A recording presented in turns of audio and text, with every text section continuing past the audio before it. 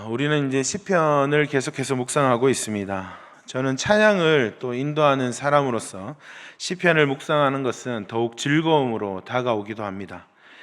또한 찬양으로 예배를 인도하는 인도자로서 시편에서 성전에 올라가는 노래, 이것이 더욱 은혜롭게 또 묵상되어지기도 합니다.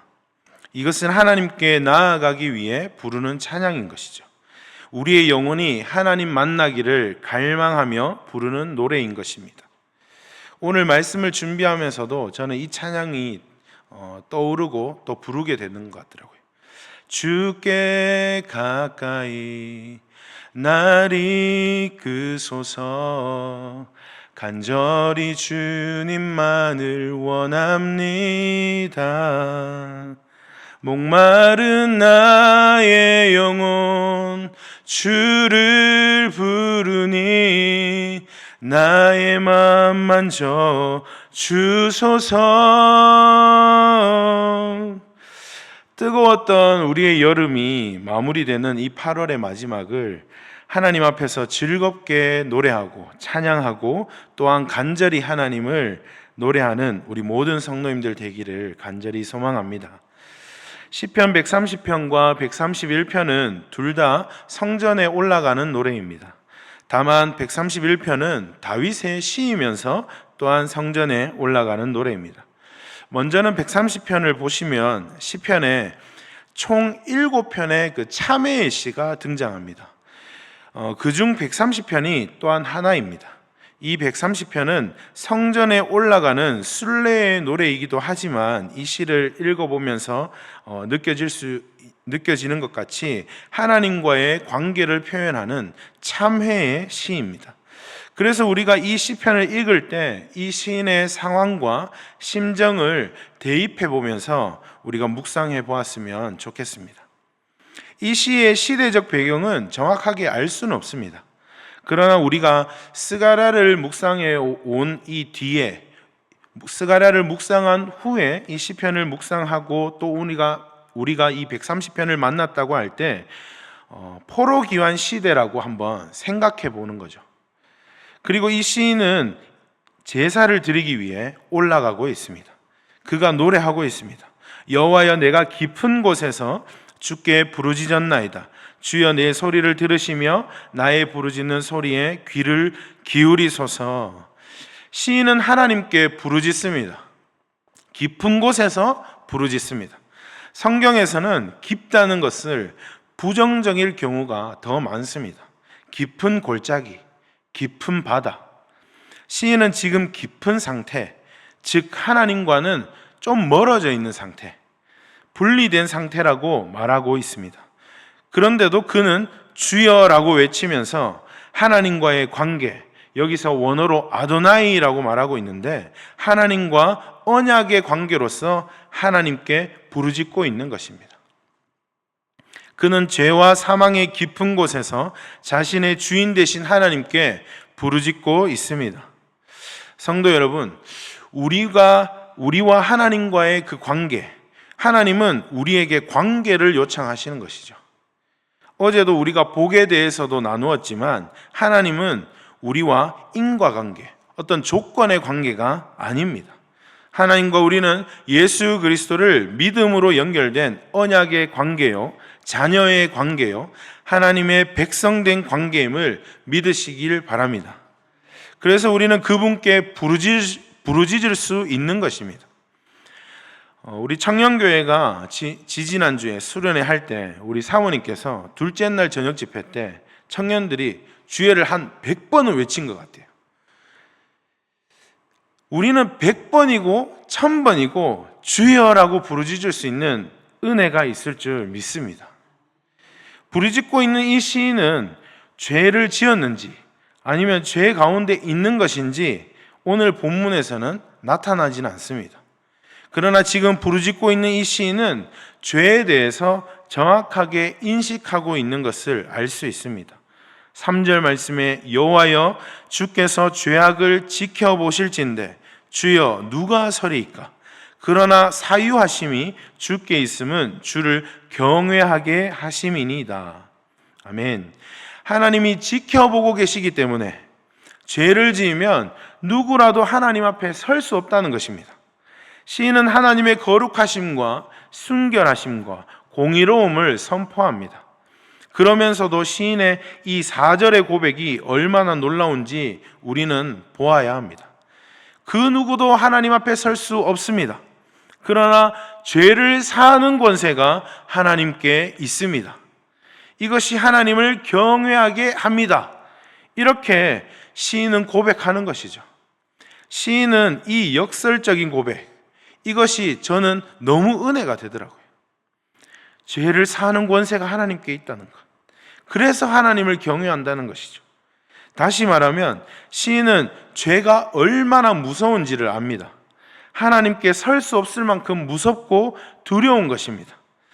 그러나 시인은 이 죄를 하나님이 반드시 용서한다는 것 또한 믿고 있는 것입니다. 그래서 하나님을 경외하는 것입니다. 죄로 인한 심판이 무서워서 하나님을 경외하는 것이 아니라 하나님이 반드시 용서해 주실 것이기 때문에 하나님을 경외한다는 것입니다. 제가 우리 청년들에게 하나님에 대한 경외함을 이렇게 표현합니다. 우리가 생각하는 두려움은 어떤 그 대상, 두려워할 그 대상이 가까이 오는 것 때문에, 가까이 오기 때문에 그것이 두려운 것입니다. 그러나 경외함도 두려움인데 그 대상이 멀어지는 것 때문에 두려운 것입니다.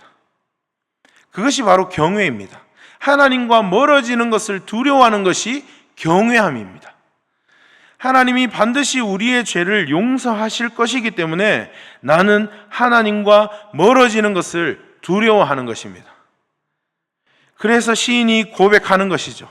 5절 말씀, 나 곧 내 영혼은 여호와를 기다리며 나는 주의 말씀을 바라는도다. 파수꾼이 아침을 기다림보다 내 영혼이 주를 더 기다리나니 참으로 파수꾼이 아침을 기다림보다 더하도다. 하나님과 멀어지는 것을 두려워하기 때문에 나의 영혼이 주님을 바라는 것입니다. 파수꾼이 그 두려움의 밤을 지나 속히 아침을 기다리는 그것보다 더 하나님을 바라는 것입니다. 성도 여러분, 오늘 그 밤을 보내셨습니까? 주님을 바랍니다. 이러한 고백을 하며 순례의 길을 올라가는 이 시인은 온 이스라엘을 향해서 선포하고 있습니다. 이스라엘아 여호와를 바랄지어다. 여호와께서는 인자하심과 풍성한 속량이 있음이라. 그가 이스라엘을 그의 모든 죄악에서 속량하시리로다. 하나님께 은혜와 구원이 있습니다. 하나님을 바라며 하나님을 경외하는 모든 성도님들 되시기를 간절히 소망합니다. 사도 바울은 로마서에서 이렇게 말합니다. 우리가 너무나 잘 아는 말씀, 모든 사람이 죄를 범하였음에 하나님의 영광에 이르지 못하더니 그리스도 예수 안에 있는 속량으로 말미암아 하나님의 은혜로 값없이 의롭다 하심을 얻은 자 되었느니라. 아멘.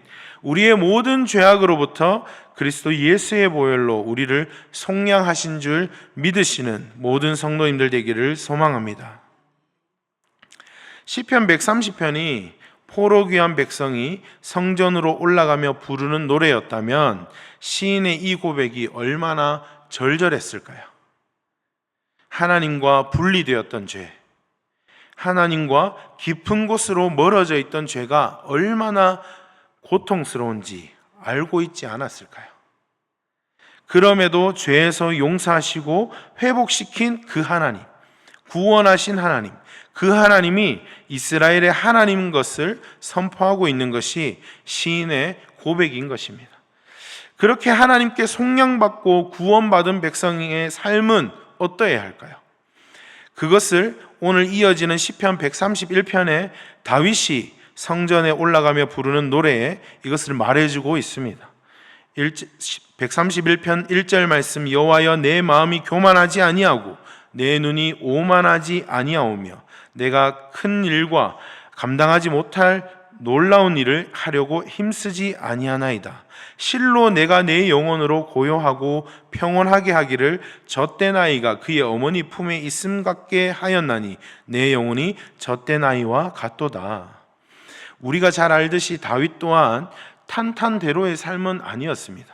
그는 어릴 적부터 고통과 고난의 연속이었죠. 그가 왕이 되었지만 그 왕이 되는 과정과 그리고 왕이 된 이후에도 고난의 연속이었습니다. 또한 그도 죄 가운데 있을 때가 있었습니다. 그는 오늘 시인처럼 죄에 대한 인식과 하나님을 향한 경외함으로 가득 차 있는 다윗이었습니다. 그도 하나님의 속량을 얻은 자였습니다. 다윗이 고백하는 것이죠. 여호와여, 내 마음이, 내 눈은 사물과 사건을 가장 먼저 보고 판단하게 하는 기관입니다. 마음은 생명과 연결되어 있습니다. 고대에서는 마음은 사람의 의사결정, 지혜와 양심의 자리로 마음을 가진 자가 곧 지혜로운 자라고 말했습니다. 구원받은 자의 삶은 교만하지 않는 것입니다. 오만하지 않는 것입니다. 남을 깔보거나 낮춰보거나 하찮게 여기지 않는 것입니다. 자신이 높아지려고 하거나 자신을 과대평가하지 않는 것입니다. 내가 큰 일과 감당하지 못한 놀라운 일을 하려고 힘쓰지 아니하나이다. 원어로 보면 로 힐라우티라는 말인데 이끌고 유인하다라는 말입니다. 그러니까 자신이 큰 일을 하고 놀라운 일을 하기 위해서, 즉 큰 업적을 하려고, 이런 나를 높이기 위한 일을 일부러 애써서 힘써서 유인하지 않겠다는 말입니다. 지난 연합수련회 때도 제 설교에 이 내용이 있었습니다. 대한민국에 있는 수많은 청년들이 오해하고 있는 것이죠. 내가 이만큼 스펙을 쌓으면 나를 이 경쟁사회로부터 해방되겠지. 내가 이 정도 높은 곳으로 올라가고 이만큼의 월급을 받고 이런 자리에 올라가면, 더 높은 자리로 승진하면, 이런 경험을 쌓으면 이 힘든 청년의 삶에서 구원을 얻을 수 있겠지. 혹시 우리 성도님들 중에도 이런 오해를 하고 있진 않으신가요? 내가 이만큼 성공하면, 내가 이만큼 돈을 벌면 하나님을 잘 섬기고 교회에 잘 봉사할 수 있겠지. 내가 교회에서 이만큼 일하고 이만큼 봉사하면 우리 가정에 복을 받을 수 있겠지. 다윗의 고백은 내가 허탄한 생각에 애쓰지 않겠다는 것입니다. 내가 높아지는 것, 내가 어떻게 해보려고 하는 그 마음을 일부러 애쓰지 않겠다는 것입니다. 그저 하나님 품에서 젖된 아이가 어머니 품에 있는 것과 같이 나는 하나님의 품에 있겠다는 것입니다. 이것은 그래서 교회에서 봉사하지 마라, 막 하려고 애쓰지 마라는 것이 아닙니다. 하나님을 위해서, 교회를 위해서 뭘 하려고 애쓰지 마라는 것도 아닙니다. 애쓰지 않아도 하나님과 교회는 성도님들을 이미 충분히 하나님이 부르고 계십니다. 이것을 믿는 우리 모두가 되기를 소망합니다. 문제는 부르기 전에 나서는 것이죠.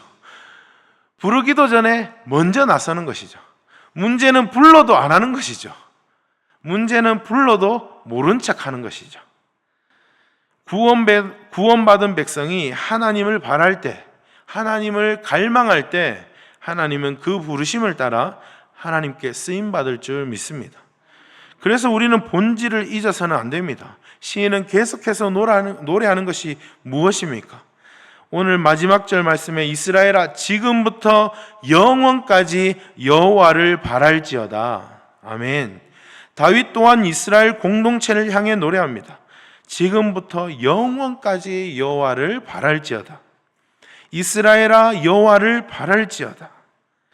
정리를 해보겠습니다. 사랑하는 예수교 이름교회 성도 여러분, 우리는 죄인임을 인식해야 합니다. 우리 안에서 선한 것이 나오지 않습니다. 그러나 우리 하나님은 우리를 용서하시고 구원하시는 분이십니다. 이것을 우리 또한 잊지 말아야 합니다. 그래서 우리는 죄책감에 빠져 있지 않아야 합니다. 우리는 언제든지 회개할 은혜가 주어져 있습니다. 하나님은 우리를 용서하시고 회복시키시는 분이십니다. 예수 그리스도로 말미암아 죄의 속량 곧 구원받은 백성으로서 우리는 하나님과 멀어지는 것을 두려워해야 할 줄 믿습니다. 우리는 영원토록 하나님을 바라봐야 합니다. 그분이 주시는 은혜를 맛보면서, 그분으로 인하여 즐거워하면서, 그분으로 인하여 주어지는 것에 감사하면서 하나님의 나라와 교회의 그 영광, 복음의 그 영광을 위하여 하나님을 찬양하고 그 부르심에 응답할 수 있는 우리 모든 성도님들 되기를 간절히 소망합니다. 기도하겠습니다. 하나님 아버지 감사합니다. 말씀으로 인도하시는 하나님 감사합니다. 오늘 시인의 고백처럼 하나님과 멀어지는 죄를 인식하기를 원합니다. 그래서 하나님을 경외함으로 말미암아 하나님과 멀어지는 것을 두려워하게 하여 주시옵소서. 날마다 하나님을 바라볼 수 있도록 도와주시옵소서. 오늘의 이 하루의 삶도 우리의 마음이 교만해지지 않게 하여 주시옵소서. 거짓의 영들의 속임수에 넘어지지 않도록 그리스도의 보혈과 우리의 간증으로 승리할 수 있는 오늘의 하루가 되게 하여 주시옵소서. 우리의 입술이 모든 이름 위에 뛰어나신, 만물 위에 뛰어나신 그 하나님을 노래하는 우리의 입술이 되게 하여 주시옵소서. 주님으로 인하여 즐거워하고 감사하는 예수 그리스도 교회 모든 성도님들 되게 하여 주시옵소서. 그러한 우리 교회가 되게 하여 주시옵소서. 감사드리며 예수님의 이름으로 기도드리옵나이다. 아멘.